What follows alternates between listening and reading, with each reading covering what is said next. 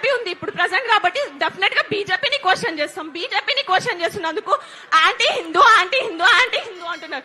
First of all basic common sense ఉండే religion is different, politics is different.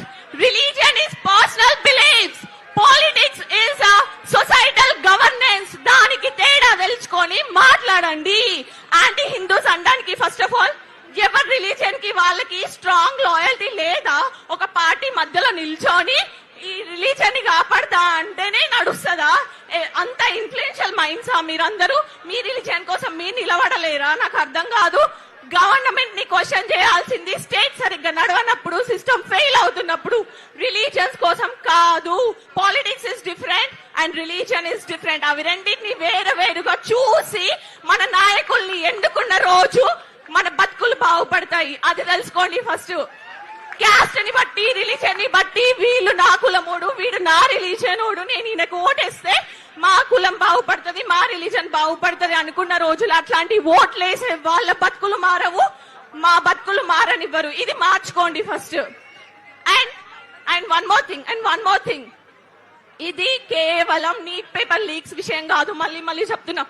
Entire education system set అయ్యేంత వరకు మా Gen Z and each and every other students, each and every one, we will protest, we will keep on doing the protest because education is our fundamental right. We will fight for our fundamental rights no matter whatever happens.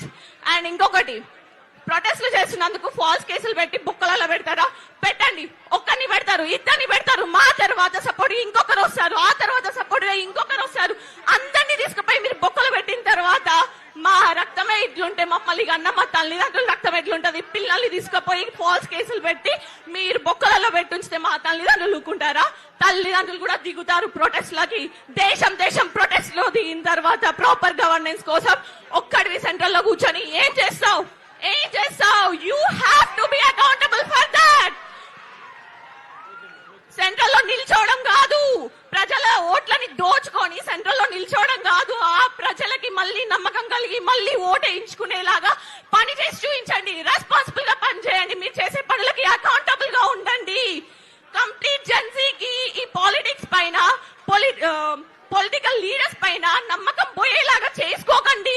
Because we look up to you. మేము మిమ్మల్ని నమ్ముకొని మేము ఓటేసినాము. మేము మీ stage వరకు రాలేకనే కదా మా voice మీరు మాట్లాడతారనేసి, మా కళలు మీరు తీరుస్తారనేసి మా ఓట్ల రూపంలో మిమ్మల్ని నిలబెట్టుకుంటుంటే మీరు you keep on failing us every time we vote, you keep on failing us.